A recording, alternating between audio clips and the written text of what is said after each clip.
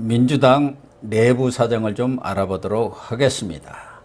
친문이 윤호중 전 원내대표를 앞세워서 비대위원장을 만들어갖고 새로 당을 접수를 한 그런 상황 아닙니까? 네네. 형식적으로는. 네, 그렇습니다. 사실은 윤호중이야말로 현 지도부에 있었다는 측면에서 대선 패배의 책임도 져야지만 그동안 임대차 3법에다 무슨 날치기 하는데 제일 법사위원장. 앞장섰던 사람 그렇죠. 아닙니까? 입법 아주, 독주에. 예, 강성에 아주 대표적인 사람이기 때문에 네. 당연히 물러나야 하는데 친문들이 또 자기 권력을 장악하려고 하는 것 아니겠습니까? 네. 그런 차원에서 이렇게 내세운 것 같은데 여기에 대해서 이재명 이제 뭐라고 해야 하나? 전 후보라고 해야 하나요? 전 지사라고 해야 하나? 전 후보죠. 뭐. 이재명 대통령 후보가 지사보다 좀 더 높은 거 아닙니까? 후보는 영원한 후보다 뭐 그렇게 됐었죠. 예. 과거 DJ도 떨어질 그렇죠. 후에도 꼭 후보라고 예, 예. 불러주기를 예, 원했죠. 바랐었습니다. 예, 예. 그래서 이재명 후보 측에서도 이제 본격적으로 이 실질적인 당권 장악에 나선 것 아닌가 그런 사이에서 지금 내홍 어떤 내분 갈등 양상이 서서히 지금 확산되고 커지고 있는 거 아닌가 하는 생각이 듭니다. 네, 조심스럽게 제가 추정을 하면, 예. 민주당 진영은 이재명의 패배 후에 어떻게 할 것인가가 각 계파별로 다 마련되어 있었던 게 아니냐라는 생각이 들어요. 윤호중의 움직임이 첫 번째 그렇습니다. 물론 원내대표가 비상대책위원장이 되는 건 언제나 수순인데 아주 이상하게 실권을 잡아요. 뭐냐면 비상대책위를 꾸린다. 선거 코앞에 있기 때문에 어쩔 수 없다 하더니 원내대표를 내려놓고 원내대표를 뽑으라는 거예요. 이게 도대체 이해가 안 가는 게 원내대표로서 어쩔 수 없이 그러니까 왜 이 서열 2위잖아요. 그러니까 당대표가 책임지고 물러났으면 내가 비상대책위를 해서 그다음에 제대로 된 사람한테 이걸 넘기겠다. 이런 플랜이 아니고 아예 잡아버리는 거. 실권을 장악해버리는 걸. 이거는 상당히 빨리 진행이 됐어요. 예. 그러니까 하루 이틀 뭐 이것도 아니고 의견을 물어본 것도 아니고 정광석화처럼 만들어버렸어요. 착 하고 해서 하다가 원내대표 선거 딱 치르게 만들고 그러니까 이게 사실 엄청나게 준비된 게 아니냐. 만약에 패배하게 되면 바로 어떤 구상을 해야 된다라는 거.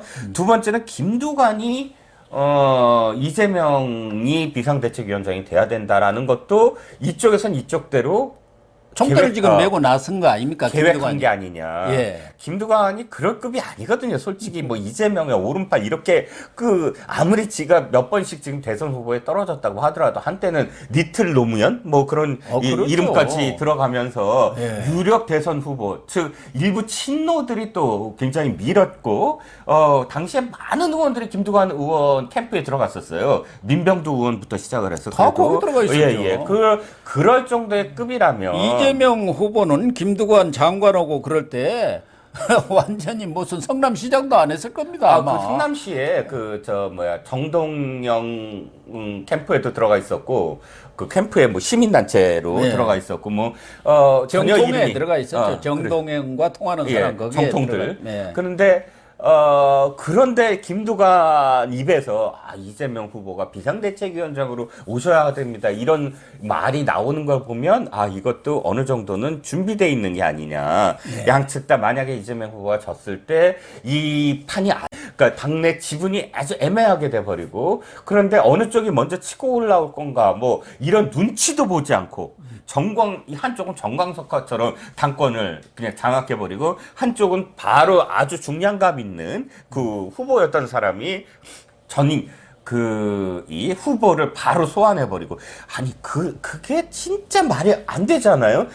제가 생각하기에도 예전 같으면 DJ나 YS 뭐 패배하면 한 1년 이상은 외국 나가 있었고요. 당연히 좀 상당 기간은 잠적을 하든가 하면서 충전의 기간도 갖고 성찰의 시간을 갖는 것이 국민에 대한 도리고 또 자기의 정치적 장래를 위해서도 바람직한 거 아니겠습니까? 옛날에는 무조건 그런데 지금 이재명은 패한 지 일주일 만에 지금 뒤에서 상황 노릇하고 완전히 배후 세력이 돼가지고 움직이고 있잖아요. 예, 정치 문법이 옛날에는 그랬지 않습니까?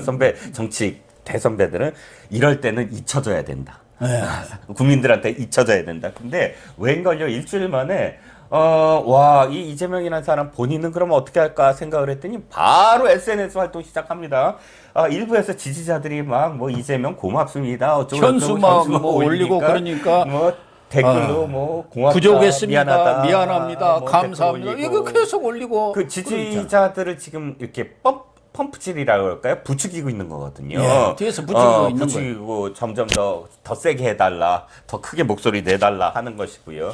당연히 이 지지자들의 세를 얻고 당권을 뭐 당권은 어차피 윤호중이 가져왔으니까 그걸 싸우진 아니 않겠지만 8월에 당권이 이제 진짜 당권이 있는 거니까. 예, 전당대회가 있고요. 또 윤호중이는 뭐 한시적인 비대위원장 아닙니까? 그러니까 저 공천권을 자기가 갖겠다라는 것이고 윤호중은 근데 문제는 이재명은 왜 그러면 안 잊혀지고 저럴까 하면 이재명이야말로 사실 절체절명의 위기거든요. 지금 진짜 저 경기 남부 경찰청이 그 법인카드부터 저 소환하겠다라고 이야기하기 시작했죠. 그러면 그냥 잊혀져가는 후보는 소환도 돼야 되지 않습니까? 당연하죠. 경찰 수사뿐만 아니라 지금 검찰 수사도 재개될 수밖에 없는 거 아니겠습니까?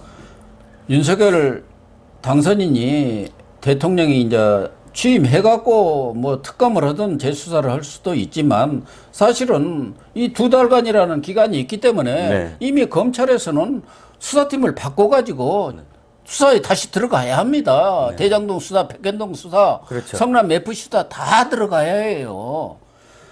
그런데 지금 그것을 막으려면은 이재명 후보로서는 진영 대 진영의 싸움으로 몰고 가서 정치적 탄압이라는 프레임을 씌울 수밖에 없어요. 그렇습니다. 그래서 지금 비대위원장, 공동 비대위원장 28살 박지현인가요? 예. N번방 추적단. 불꽃인가 뭐 그 활동했다는 그 사람도 이재명 후보가 전 네. 후보가 이렇게 추천해가지고 영입한 인물이죠. 밀어넣었다는 그래서 이번에 것이고. 추천을 했고요. 하다못해 저 김동연 샘물결인가요? 전 부총리한테도 경기지사 출마를 권유를 했다는 거 아닙니까? 네. 그러니까 비대위원들한테도 일일이 전화를 했다는 거예요. 자기 쪽 사람인지 어쩐지는 모르지만. 그러니까 비대위에 대해서도 지금 영향력을 행사하고 조효한 광역시도 자치단체장 이 공천에도 벌써부터 손을 뻗치기 시작했다고 볼 수가 있고 그보다는 당장 코앞에 닥친 원내대표 이게 이제 중요한 거 아닙니까? 원내를 장악하느냐 못 장악하느냐 그게 이재명 민주당으로 만드느냐 다시 도로 친문당 민주당이 되느냐의 문제가 있기 때문에 그게 지금 양강이 부딪히고 있는 게 이재명의 비서실장했던 후보 비서실장했던 박홍근 의원이 지금 사실상 이쪽에 원내대표 후보가 되고 있는 되고 거고 있고요. 이낙연 측의 박강원 지금 법사위원장하고 전 사무총장하고 이 박강원 의원이 또 친문이라든가 이쪽에 지금 대표로 나와 있는 거 아닙니까? 뭐 정세균 후보 측에 안규백 의원도 있고 뭐 여러 사람들이 입지는 되고 있지만 이 두 사람으로 거의 압축이 되어 있는 모양이에요. 그렇습니다. 무슨 콩클라베인가? 교황 서출하는 방식으로 한다는데 모양만 그렇지 뻔한 얘기인데 그렇죠. 결국 여기서 원내를 장악하는 원내대표가 누가 되느냐에 따라서 이재명 운명도 상당히 달라질 가능성은 있죠. 그렇죠. 그렇습니다. 일단 원내대표 장악, 그 다음에 지방선거 공천 자기가 또 포진시켜야 되고 그래서 당권까지 장악을 하겠다라는 게 이제 순차적인 어떤 목표일 텐데 참 희한한 건 이 당의 주류가 이제 무너진 듯한 느낌이에요. 예. 사실 뭐 우상호만 하더라도 어쨌든 운동권의 한 흐름인데 운동권을 586들의 어떤 중심이 없어졌어요.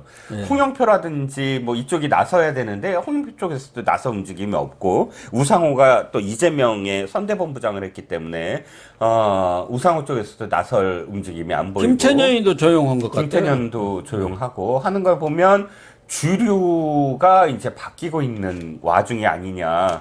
이거에 반기를 들면서 움직이는 목소리가 전혀 안 들리고 있다. 박용진도 조용하고. 그러니까 뭐 비주류는 말할 것도 없고 친문 내에서도 이제 각자 도생으로 가고 있는 건가요? 네. 그럴 것 같아요. 그러니까 누군가 딱 그 중심이 돼서 목소리를 높여야 이렇게 모일 텐데 제가 보기에는 이제는 그런 시대가 사라진 것 같아요. 옛날처럼 막 뭐 DJ, YS, MB, 박근혜 이런 그래도 30% 이상의 지지를 계속 받을 수 있는 굉장히 이 명망가 중심의 어떤 그런 정치가 없어졌다. 아무리 봐도 뭐 누가 있습니까? 추미애, 뭐 박영선, 뭐 이낙연 전 대표가 그래도 자장 역할을 해야 하는데 여기도 지금 옵티머스 사건이 뒷골이 땡기는지 미국으로 유학을 가겠다고 그렇게 나온 것 같아요. 그렇죠. 일단 몸을 피하는 게 상수 아닙니까? 그렇죠. 둘 중에 하나죠. 맞서서 당권을 갖거나 아니면 아예 잠수타거나 잠수의 길을 지금 택했죠. 옵티머스 사건이라든가 라임 사건도 수사에 들어가면은 여기 비서실 부실장이 검찰 수사받다 죽었지 그렇죠. 않습니까? 예. 그런 여러 가지 사건들이 있기 때문에 뭐 그런 저런 것을 감안해서 미국으로 공부하러 떠난다 뭐 이런 것 아닌가 이렇게 추측이 되거든요. 그러다 보니까 사실은 친문이든 비주류든 그걸 이끌 만한 지금 수장이 없는 거예요. 수장이. 근데 창피하죠. 민주당이 언제 저런 정당으로 몰락을 했는지. 수장이 없으면 수장이 없는 대로 사실 자기 목소리들이 나와야 되잖아요. 예. 최소한 국민의힘보다 민주당은 그런 면에서는 굉장히 젊어 보였어요. 늘 자기 얘기를 막 하고 좀 심해서 그렇지. 예를 들어서 봉숭아학당처럼 막 하냐. 너네는 완전히 뭐 108번뇌다. 이런 욕을 먹을지언정 이 초선들이 자기 목소리를 내는 정당이었거든요. 그런데 선거에서 패배했어요. 패배했는데 지금 들리는 거는 김두관이 목소리 나 들리지. 이재명이 뭐 SNS나 들리지. 또 그 이재명의 그 완전히 호위병 노릇을 하던 사람들이 SNS로 막 이재명 찬양가 부르지. 이런 분위기를 어떻게 용납할까? 저 정당이 참 그러니까. 몰락을 해도 문재인 정권이 집권당 민주당을 완전히 청와대 출장소로 만들어버린 그렇습니다. 거 아닙니까? 예. 그래서 4.7 재보선 때 그렇게 참패를 하고 뭐 초선 의원 뭐 한 10여 명인가요? 20여 명이 뭐 목소리 냈다가 그냥 죽사발이 돼버렸잖아요. 네네. 어디다 대고 그래가지고 다 입 다물어버린 거 아닙니까? 그거로는 이제 아주 청박강산이 된 거고. 그 가운데 이상민 의원 같은 경우는 뭐 다선 의원이고 중진이기 때문에 가끔 목소리를 냈는데 이번에도 여러 가지 자성어 목소리를 냈더니 또 거기에 대해서 내부 총질은 넣어진다 하고 난리 법석이고 그냥 김우영인가? 그 사람, 난 어떤 사람인지도 모르겠지만. 모르겠습니다. 이 정당에, 뭐, 대변인 했대요. 무슨, 뭐, 이번 선거에서. 네. 근데 이 정당에 정말 최악이 이거죠. 아무리, 예전처럼 다선에 대한 존경심, 뭐, 이런 거 없다고 하더라도 이상민 의원이 어떤 사람입니까? 최소한 민주당 내에서, 올곧게 자기 길을 걸었던 사람이에요. 한때 뭐, 한두 번 그런 막말도 좀 있고 해서 제가 많이 비판도 했지만, 그럼에도 불구하고 이상민 같은 의원이 있었기 때문에 민주당이 지금까지 존재했던 것이거든요. 그러면 비판을 하더라도 예의가 있어야죠, 사람이. 나이라든지, 이상민 의원이 5선이고 또 지금은 장애가 있잖아요. 예. 그러면 최소한 비판을 하고 들이받더라도 논리적으로 이야기하고 해야지. 무슨 너는 배반자야 수준으로 그런 막말을 해버리면 그건 정치 후배로서의 최소한의 어떤 예의가 아니라고 봅니다. 민주당이 과거에는 그렇지는 않았는데 그동안 정말 DJ 또 노무현 민주당하고 이 문재인 민주당은 완전히 다른 민주당 아닙니까? 예, 그러다 그렇습니다. 보니까 이런 정말 초라한 민주당으로 전락해버린 거 아닌가. 대선에 패배하고 나니까 이런 상황이 오는데 그 과정에서 이재명은 자기 살겠다고 지금 뒤에서 배후 세력으로서 배후에서 상황 노릇을 하고 있는 것 같은데 사실은 문재인 정권의 안에서도 김경수, 조국 같은 측근들이 낙마를 했지 않습니까? 검찰 수사로. 예. 그런데 정권이 바뀌었어요. 윤석열 검찰에서 이재명이가 살아나기를 기대하는 것은 이런 것보다 이제 좀 어려운 말로 연목구호라고 하지 않습니까? 예. 나무 위에서 고기를 예. 구하는 격인데. 그런데요, 교수님, 조국이 책 낸대요. 뭐 또 책 하나 낸다고. 책 내는데 책 내용이 더 웃겨요.